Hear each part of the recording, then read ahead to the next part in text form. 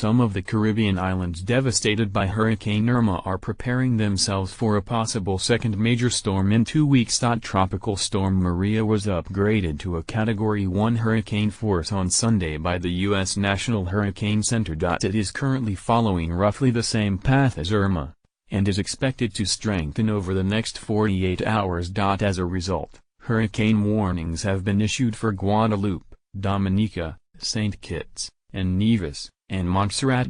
A hurricane watch is now in effect for the U.S. and British Virgin Islands, St. Martin, St. Bart's, Saba, St. Eustatius, and Anguilla. Some of the islands were hit by Hurricane Irma, the Category 5 storm which left at least 37 people dead and caused billions of dollars worth of damage, earlier this month.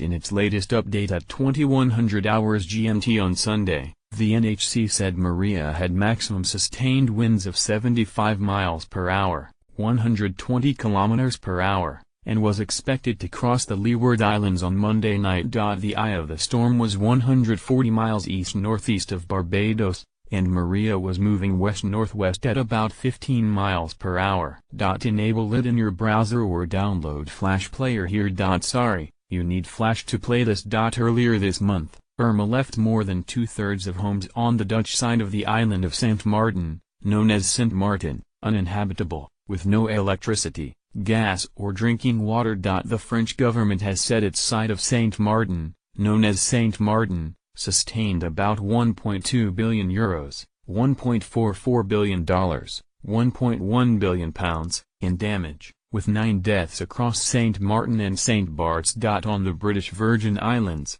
entire neighborhoods were flattened. After a visit to the area, British Foreign Secretary Boris Johnson described the damage as something you see in images of from the First World War.